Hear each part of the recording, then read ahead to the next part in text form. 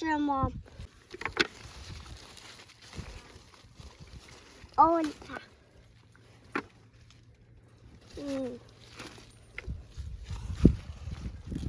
Linda. Green bean. Green bean. Yep. Green bean command off the stand. Green beans. Green beans command off the stand. So my helper and I picked a bucket full of green beans. So I've actually for a while been wanting to do a video on pressure canning. So this is a good opportunity because there's not a whole lot. So I should be able to manage. So normally the veggies that you would pressure can are the low acid ones. So green beans, corn, beets. I pressure can like soup broths, beef broth, chicken broth. That's pretty much what I use my pressure canner for most. I'm sure there's a couple that I'm missing that either I just don't grow or don't have. But that's normally the things that you would need a pressure canner for. Okay, so I've dumped out the beans on the table, and it might not seem like a lot, but I think it'll actually be just enough. I need like 5 or 6 more quarts to reach my goal of however many I wanted to can this year. So this might be perfect. So what we're gonna do is we're gonna cut off the ends, and if there's like ugly spots on them, like that, we might cut that away. And you always wanna can like as soon as you can after picking, so they don't go limp or they don't get too old on you. So we're gonna get going right on time here. There's a little spot on there, but we're just gonna go through them, cut the ends off, throw the ugly ones away, and we'll can the rest of them.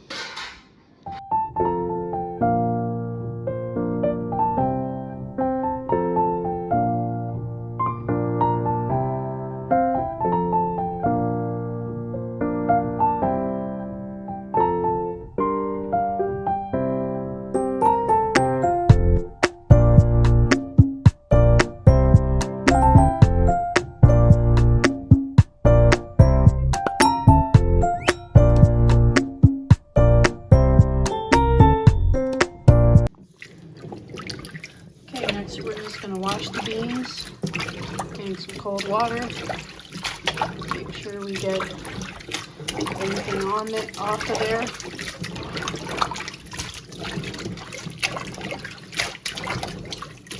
And then we're going to get them put into a big strainer. Let some of that water run off before we get them put in jars.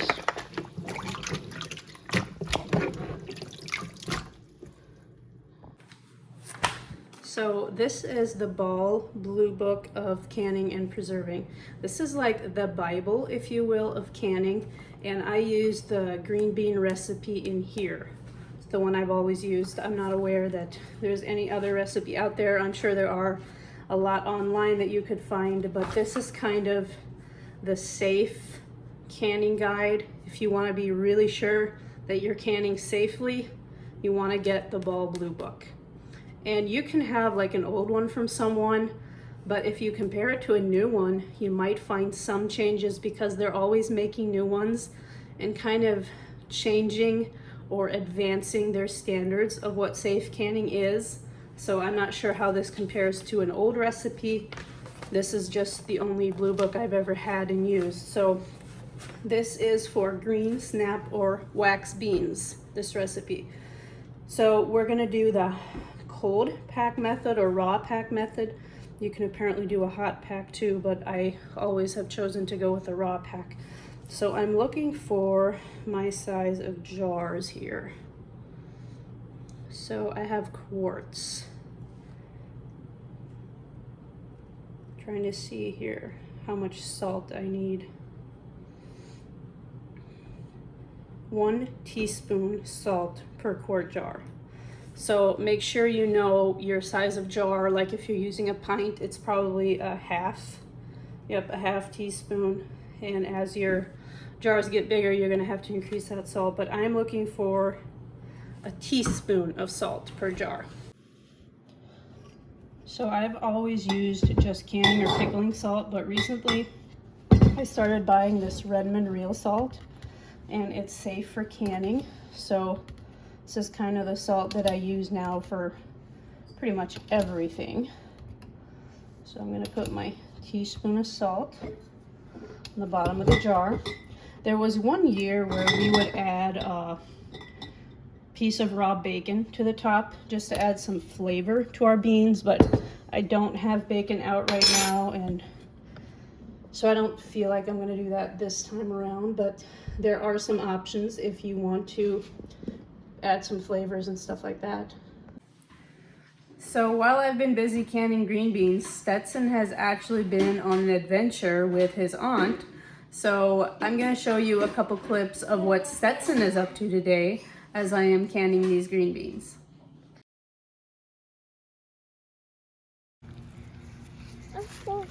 Hello YouTube. Today Mommy's extra busy canning green beans, so Stetson gets a whole day with Auntie. Stetson, where are you going? Water slide in the fire station. The fire station. High five. Good. Are you excited? Uh-huh.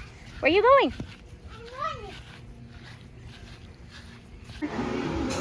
Are you in the fire truck? Uh-huh. Can you turn the lights off? Can you turn the lights on again? Uh-huh. Fire truck lights. Wow. And the dog.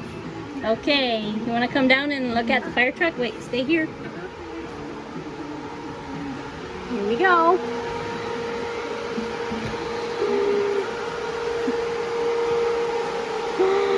Wow.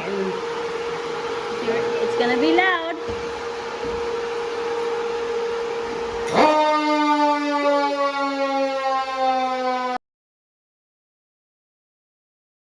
So what some people do to make this faster is they'll snap their beans into smaller pieces, so it's really fast to fill the jars. I honestly like my beans long, so it's gonna take me a lot longer, but I just really prefer the really nice long pieces, so it just takes me that much longer to get them in my jar really nice, but that's okay. If you don't want to mess around with this, just break your beans into smaller pieces, and that way it'll be a whole lot quicker to fill these jars, but this is just how I prefer to do mine. And this is the raw pack. We're not blanching them ahead of time or heating them up in any way. This is the raw pack version of the recipe.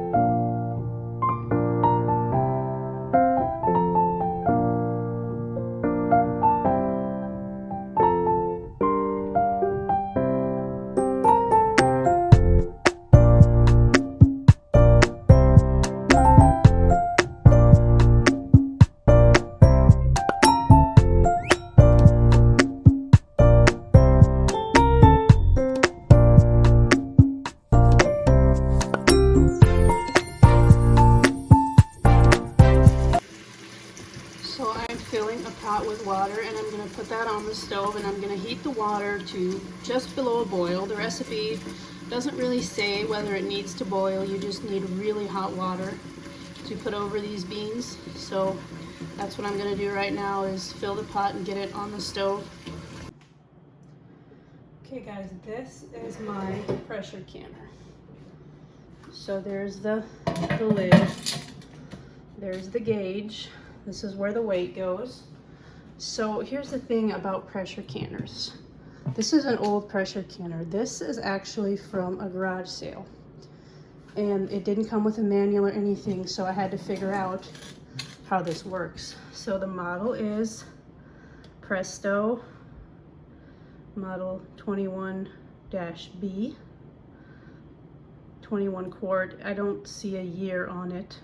So anyway, my point being, make sure if you're following this video for instructions, make sure if your canner has a manual. Like, I bet if you have a newer canner, you know, there might be a different dial or there might be some different weights. So maybe this information doesn't apply to all canners. If you have an older style one, it's probably the same. But if you have a newer canner and you have a booklet that came with it, just make sure that everything and how you operate the canner is how you should do it with your particular canner. I just kind of know how mine works, and I just know it's a Presto, so, but I bet if you have an older one, they're probably all alike. We're gonna fill it with a few inches of water. Even if your pressure cooker differs, the recipe will still be the same. It's got the rack in here. So I fill it with a few inches of water. And then if the cooking time and the pressure will be the same. But if you live somewhere with like a higher altitude, you know, there's probably a chart in the Ball Blue Book that says, you know, if you're at a higher altitude, you either pressure can it at like a lower pressure or a higher pressure. So also be aware of the altitude where you live. My particular one says that I need to can it at 10 pounds pressure. So that's the plan. Just a couple inches of water. I usually bring it up to about here. I've gotten a lot of use out of this old canner, that's for sure. Okay, so I'm gonna get my burner on high. And this is the water that goes onto the beans. We're gonna let that heat up. And we're also gonna let this really heat up close to a boil. And then we're gonna get our jars put in there.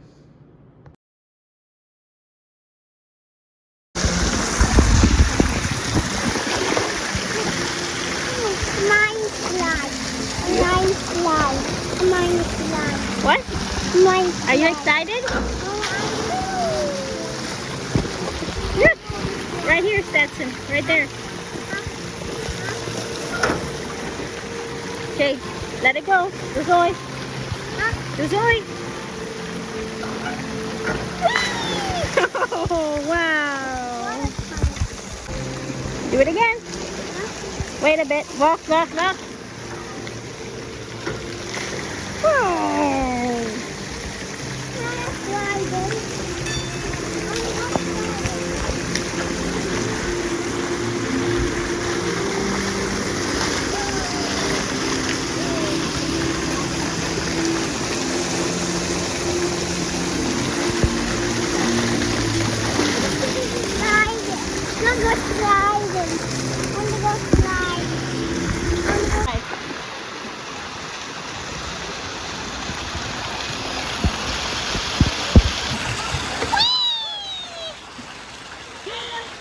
Do it again. Do it again. Look. Look. Run. Jump in. Whoa.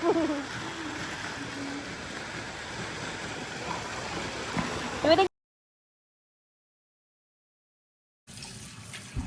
So usually while I'm waiting for my canner and my water to heat, I will go ahead and sanitize my lids.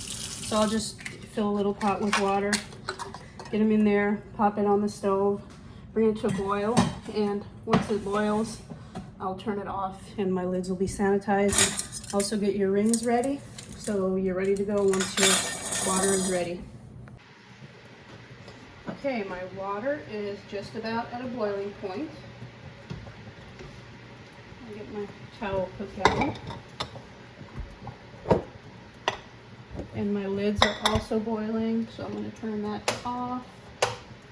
My pressure canner water is also getting really hot, so we're just going to fill these. My last batch that I did, I had one that did not seal, and I think I had too much water in it, so try to be a little bit more careful as to leaving them some head space for the lids to seal.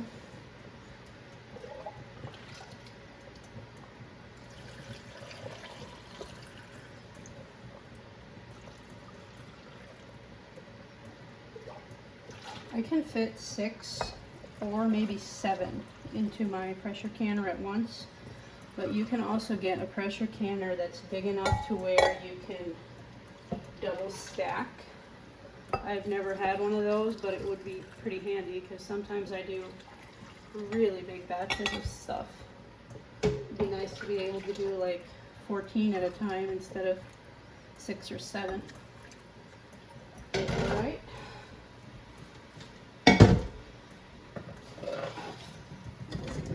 These.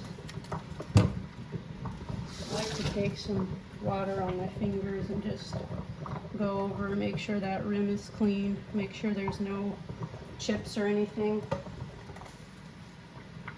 Ooh, these are hot.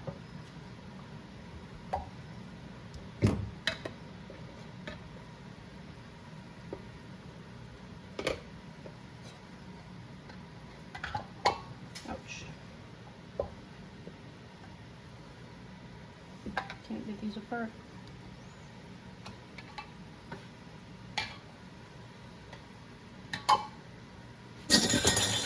So for pressure canning, I've actually read that you don't want to tighten your lids too much. So, you know, just give them one little screw there. I don't really know what the reasoning is, but usually when you're water bathing something, you really tighten them, but I don't know if the pressure canner wants them that tight. Alright, so our water is boiling. And we're going to go ahead and get all these jars in. And we're going to be able to close the lid right away because of how much the water is already boiling. If it were like still just heating up, I would wait. You want to wait until your water is boiling or very close to boiling before you get that lid on there. You can see the water level rising as I pile these in. We only put a couple inches of water in there, remember? And as we're adding more and more jars, that water level is rising. Yeah, I could fit one more in here, but this is all I have. So let's get our lid on. This is where you have to be really careful that you don't burn yourself.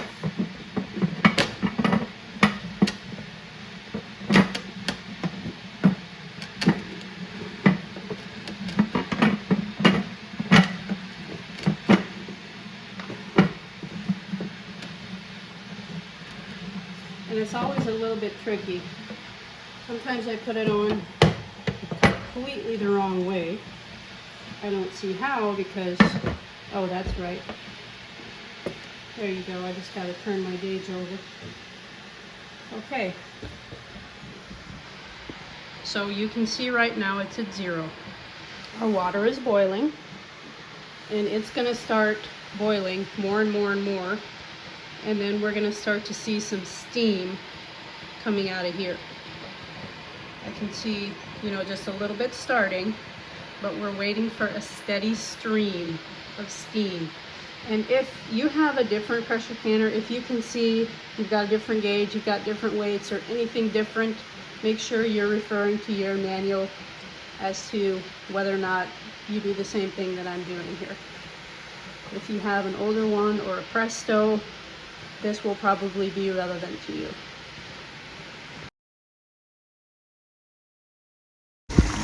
Are you on the lazy river? You like it?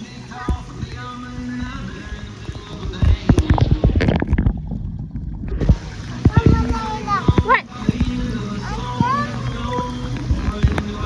I'm going bye-bye.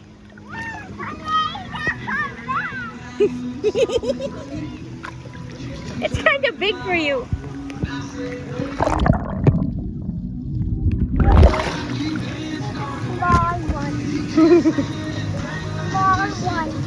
You're on the lazy river at the water park.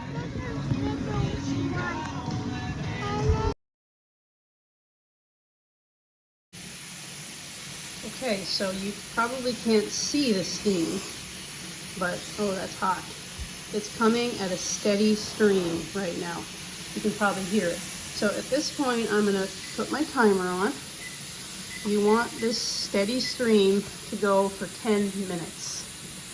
Like sometimes it'll be a little unsteady. It'll just be steaming and then not steaming, but this is steady. So you want to let that go for 10 minutes before you put your weight on there. Okay, my timer just went off. Now you can really see the steam there. So at this point, grab your weight. This is my weight. Just get it on there. And your pressure should start going up. So our goal is 10 pounds. So once our gauge reaches 10, I'm gonna set my timer for 25 minutes. My weight has a crack, but so far it still works. Okay, we are nearing 10 pounds really fast. So at this point, pretty much there, so I'm gonna get my timer going on 25 minutes. Now the challenge is to keep this steady at 10. So I'm gonna already turn it down. And I think my sweet spot is to keep my burner on like 2, depending on the size of your burner. That'll be different for everybody, but usually I can turn my burner to 2 and it'll stay right at 10. If I put it to 3, it'll go over 10. So this has been my sweet spot this year. Right, so 25 minutes at 10 pounds. Okay, my timer has just gone off. My pressure is just a tad over 10. So the most important thing to know right now is when your timer goes off, do not open the lid. The results would be disastrous. So turn your burner to off. And just leave your pressure canner just the way it is until your pressure gauge goes all the way back down to 0. It's gonna take anywhere from 15 to 30 minutes is how long mine usually takes. So don't do anything right now until your pressure goes down to 0. Right, our pressure is at 0. I wanna say that took about a half hour. So this is our weight, and at this point, we can take that off. I can still feel some heat coming out of here, so usually at this point, I'll still wait like 5 or 10 minutes before I take the lid off. So I'll be back in 5 or 10 minutes. Are you swimming? By yourself? Okay, wait, Stetson, let's go back and put this back, okay? Why? So I can help you. Okay?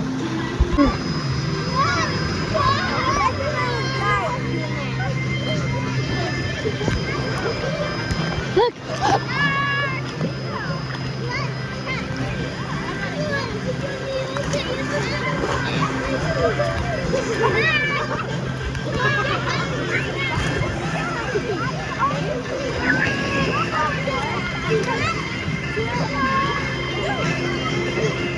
What are you doing? You can't go in there.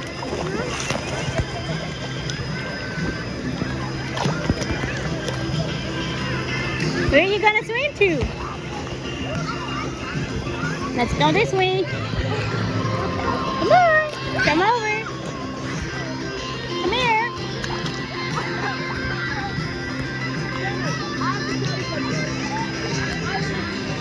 Are you swimming? By yourself?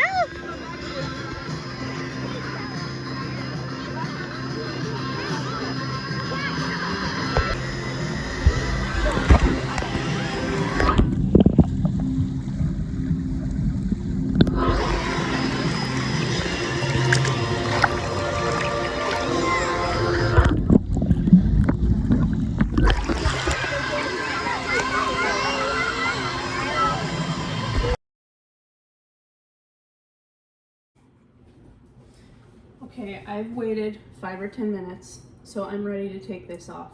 Now, if you're uncomfortable with taking it off at this point, if you still feel like it's way too hot, if you have time, just wait another half hour or whatever. But usually I have another batch that needs to go in here. So usually at this point it's coming off. So I've learned to do it really fast. I just laid a towel down because you want somewhere where you can set this really hot lid. And you want to get really fast at this, or you might get a steam burn on your hand, because as soon as you take this off, there's going to be a lot of steam that comes up off the pot. Okay, here goes. All right, just like that. You can see there's steam rising from it. And there they are. So I'm gonna take them out. You can see that it's still bubbling or boiling. And I've got a towel over here. And I'm just gonna set them right down here.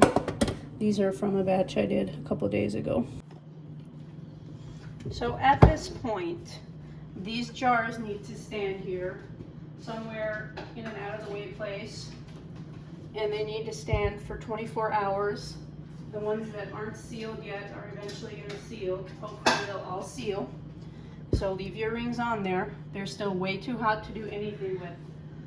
So after 24 hours, they're going to be cooled, and you can take off the rings.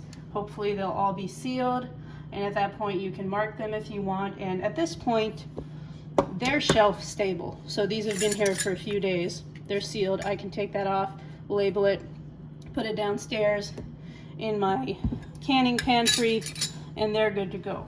So that is all that you have to do to pressure can green beans. But if this is your first time pressure canning, give yourself quite a bit of time to figure this out, because so I did one batch and it took all morning and then some. So if I were to do another batch, that would take another couple hours.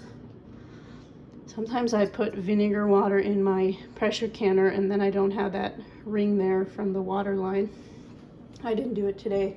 So anyway, there you have it. That is how to pressure can your green beans. Thank you for watching, guys. If you enjoyed this video, as always, don't forget to like, share, and subscribe for more videos, and we'll talk to you soon.